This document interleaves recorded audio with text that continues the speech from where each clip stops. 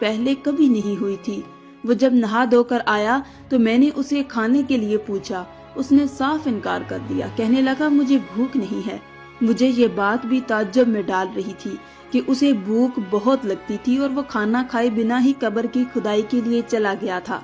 मुझे कह गया था कि वापस आकर खाना खाऊंगा और अब आकर खाना भी नहीं खा रहा था। ऐसा भी पहले कभी नहीं हुआ था। न जाने किस बात की बेचैनी थी। उस रात को वो सहन में चारपाई डाले ही सो गया था। अगले रोज बाबा कब्रिस्तान से घर आए तो बहुत परेशान थे। अम्मा से कहने लगे जिस लड़की की कब्र अकबर खोदने गया था उस कब्र से उस लड़की की मैयत गायब है। ये सुनकर अकबर भाई के हाथ से पानी का गिलास छूट कर गिर गया। वो उस वक्त खाना खा रहा था। अब्बा की बात सुनकर उसकी हालत अजीब सी होने लगी थी।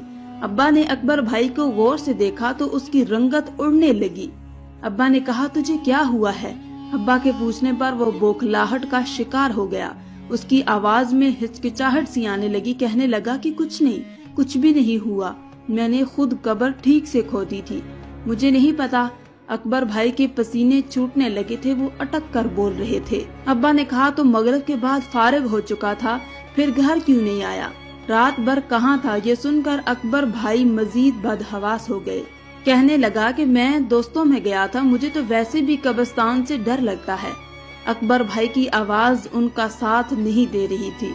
अब्बा ने कहा कि तुम बस अपना काम करके सीधा घर आया करो। पुलिस आजकल बहुत चौकस हो गई है। जो भी कब्रिस्तान के इर्द गिर्द नजर आता है उसे पकड़कर ले जाते हैं। अकबर भाई ने इस बात पर सर हिला दिया। लेकिन चंद दिन बाद फिर वो घर देर से आया। लेकिन पहले की निस्बत उस बार उसकी बदहवासी कम थी और अगली सुबह फिर वही खबर सुनने को मिली। मुझे शक होने लगा क्योंकि जिस सुबह मैयत गायब होती उससे पिछली रात मेरा भाई रात 2-3 बजे ही लौटता था। मुझे अपने भाई की हरकतें कुछ मशकूक सी लगने लगी थी। वो अब अक्सर रातों को देर से आने लगा था। उसके कपड़े मिट्टी से भरे हुए होते और आते ही नहाने चला जाता। ऐसा तभी होता जब किसी जवान लड़की की मैयत को दफनाया जाता और अगले रोज ये खबर मिलती कि वो मैयत गायब हो गई। एक बार मैं भाई की अलमारी साफ कर रही थी, तब मुझे वहाँ एक ऐसी चीज नजर आई जिसने मेरे होश उड़ा दिए। वहाँ बहुत सारे पैसे थे। हालांकि भाई कोई काम नहीं करता था और मेरे वालिद को कब्र खोदने के इतने ही पैसे मिलते थे कि बमुश्किल जिंदगी बसर होती।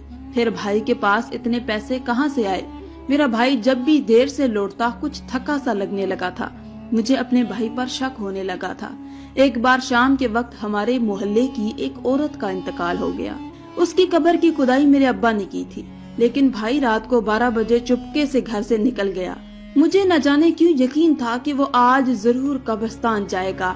इसलिए अम्मा की बड़ी सी चादर खुद पर लपेटकर मैं अपने भाई के पीछे निकल गई। जैसे जैसे मेरे भाई के कदम कब्रिस्तान की तरफ बढ़ रहे थे वैसे वैसे मेरा दिल बेचैन हो रहा था। न जाने क्यों मैं नहीं चाहती थी कि मैयत के गायब होने के पीछे मेरे भाई का हाथ हो, क्योंकि ये एक बहुत बड़ा गुनाह था।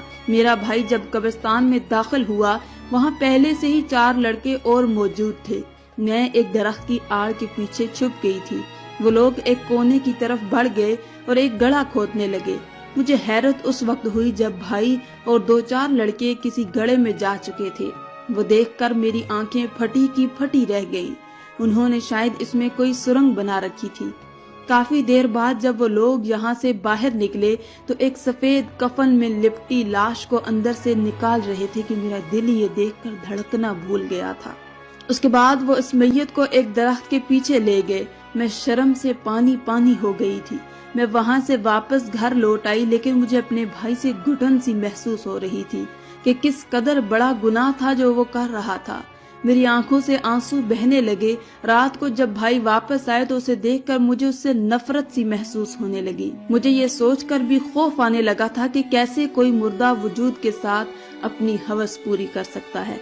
फिर मैंने सोचा कि अपने खबीस भाई के बारे में पुलिस को बता दूं, लेकिन फिर बता नहीं पाई क्योंकि अपने सगे खूनी रिश्ते के मामले में इंसाफ से चलना मुश्किल होता है। मैं भी शायद ऐसा हौसला नहीं रखती थी। मैं अपने भाई से नफरत तो कर सकती थी, लेकिन उसे जेल की सलाखों के पीछे नहीं देख सकती थी। इसलिए मैंने चुप साध ली। लेकिन कुछ दिन बाद जब अकबर भाई रात को देर से वापस आया तो बुरी तरह से चिल्ला रहा था। मैं डर सी गई थी।